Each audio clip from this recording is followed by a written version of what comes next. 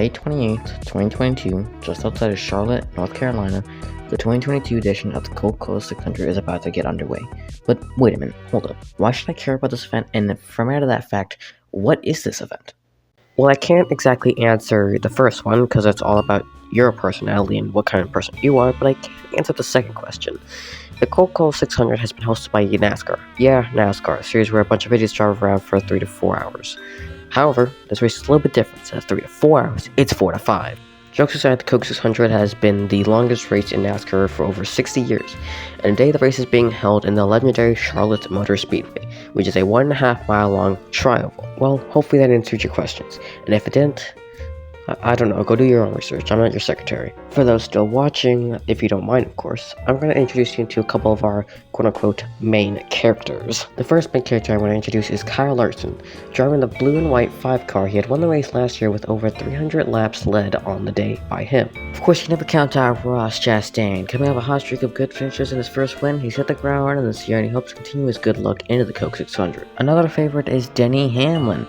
Lining up first day, people don't know what to expect from him. Despite him already grabbing a win this season, he's been very inconsistent, struggling to finish in the top 20 most races. Perhaps his teammate Kyle Busch back and forth could get it done. After all, he did win the race back in 2018. Now, I do want to point out the man back in 8th, Tyler Reddick. He's had a breakout season this year, and he's been so close to victory so many times. But every time he gets close, something takes it away from him. Can he try and get it done today? Well, let's find out. The Coca-Cola 600 is underway.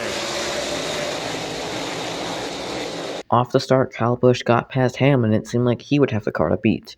And it was mostly Toyotas all up front. Well, until lap 18. With you as well, but doing it in a different fashion, Jamie, running really high, right up against the wall. Trouble turn 4. One car around and another slams in. Chris Buescher Ryan Preece. and Ryan Preece. Well, that ought to bunch things up again. And it brought 2 new Ssebvys to the front of the field. William Byron, who had already won twice this season, and our good old friend Tyler Reddick. However, poor good old Reddick just did not have the speed to contend. Just yet. By lap 40, however, Daniel Suarez, the only Mexican driver in the NASCAR field, managed to find some speed and challenge for the lead. Well, until... Well, Kyle Busch is holding tough on the outside. Oh, he's loose! Into the wall, he's around! Lock it down. Yeah, I'm sure he can find his way back to the front. I'm sure he'll be fine.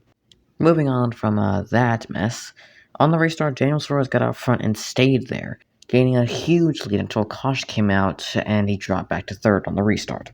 And the driver who took over the lead was, of course, 2020 champion Chase Elliott, and he stayed there all the way to the end of stage 1. Now, let's take a break from the mess and answer a question that you might have if you're 1, an old NASCAR fan, or 2, somebody new to the sport. NASCAR has stages? Yes, NASCAR has stages. Why? Because restarts equal excitement, and cautions mean NBC and Fox can run ads, and ads equal money. Of course, that's only an assumption, but anyway, point is, there are 4 of them this race, and now let's get back to it. On the restart, Chase Elliott kept the lead for all of 3 laps until getting passed by Ross Chastain, who kept it till lap 124, when the 23 spun off the last corner. And that caution set up Chase Elliott to get back around Chastain. And that's how it stayed until lap 167 when the Kyle Larson did the same thing that the 23 did. On the restart, Daniel Suarez got around Chase Elliott and started running down Chastain for the lead. Until lap 188 when Chase Elliott lost the right rear.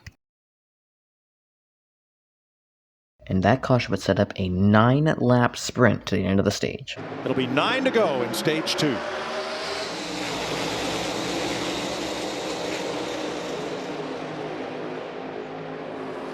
A lot of blocking on the bottom. Reddick tried to get underneath Suarez, and Blaney's around again.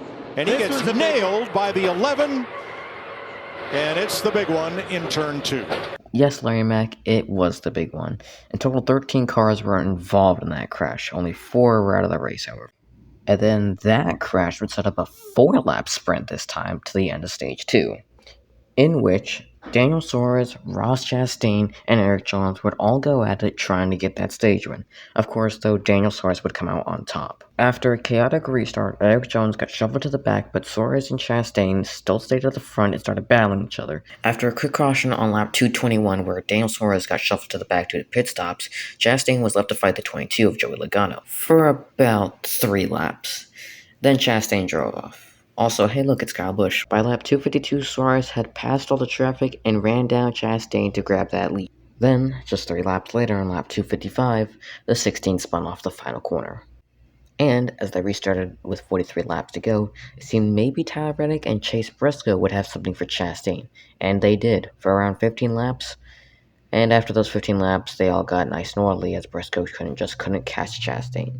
And that's how it stayed, all the way to the end of Stage 3, with Chastain driving to a nice and easy stage victory. Chastain and Reddick made up your front row as they restarted for the final stage. Stage 4.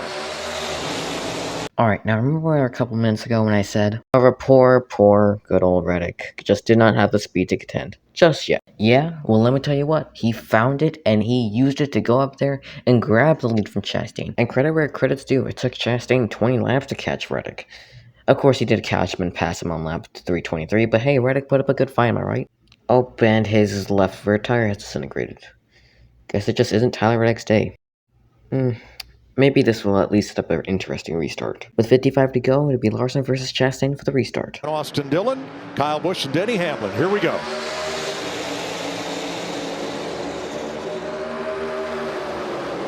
Another good push by... Now you're probably wondering why I'm letting this clip play out. There'll be a reason for that. That reason? Suspense. 20 cars on the lead lap, including Christopher Bell, who just got the free pass. Okay, the real reason I'm letting this clip play out is because what is about to happen. Oh! Suarez! Briscoe got into the back of Suarez, and he gets pounded. Dang it. And Buscher's upside down. I think he hooked a drain. For your information, he's fine. And, this stuff happens all the time. Most likely not to this degree, but, I mean, he's turtle, okay? We get plenty of turtles around here in NASCAR. After NASCAR had cleaned up the mess, it seemed like it'd be Chastain versus Larson, but as they went back green, Chastain fell back and would be the fortunate Chase Briscoe that would fight Larson for the win. As Briscoe caught Larson, Briscoe swung and swung and swung over and over and over again to try and pass Larson, but he just couldn't do it. And with 2 to go, Briscoe knew he was running out of time. So heading into turn 1 with just 2 laps to go, he sent it. Here he comes again. Not clear, and around he goes. We're in the wall here. Get it back rolling. Come on.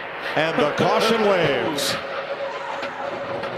Now, in most racing series, that's it. Race is over. Just end under caution. However, NASCAR, because we're NASCAR, we have something called overtime. It's pretty self-explanatory, but if a caution comes out and they can't get the race back going before the scheduled amount of laps, they extend it for an extra 2 laps. Here is the first attempt at an overtime restart. Harvick and Ty Dillon, here we go. Pretty even drag race.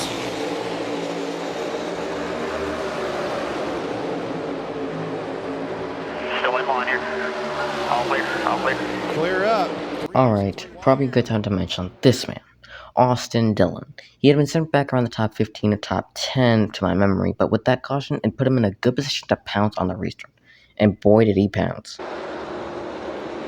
Comes a big run by that 3 on 4 tires.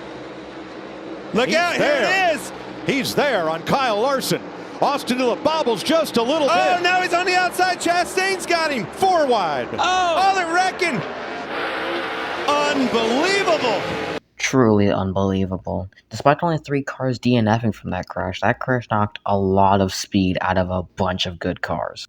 And better yet, since the caution came out before the leader made it to the line, that means that they would line it back up and try it again. And with that crash knocking out so many good cars, it'd mean Denny Hamlin would have to fight a damaged Ross Chastain, his teammate Kyle Busch. Okay, it's probably just going to be the 18 versus the 11. Let's see what happens. Chastain, Kyle Busch and Harvick, Stenhouse and Truex. Look at the damage on Chastain on the outside. Harvick knows he's going to get to them. Here comes Kyle Busch to the outside. What a move. Kyle Busch trying to steal another one. Teammates, Busch and Hamlin, Stenhouse to the bottom, Harvick up top. Holding strong, cannot let him up. Coming to the white flag. White flag, no help, either one direction. Next flag ends the race. Man, Denny drove it off in there. Same thing, just like early in the race. Kyle Busch gets loose on the outside. Power move by Denny Hamlin. He's got no help by 2. The longest and one of the most exciting Coca-Cola 600s ever comes down to the final corner. Denny Hamlin, Kyle Busch, teammates at Joe Gibbs Racing, and they come to the line. Hamlin wins by 2 car lengths. And that semi-exciting finish would cap off a 5-hour and 15-minute ordeal. With 16 DNFs, 18 cautions, and 31 lead changes, it sure was an exciting race. Alright, roll the credits.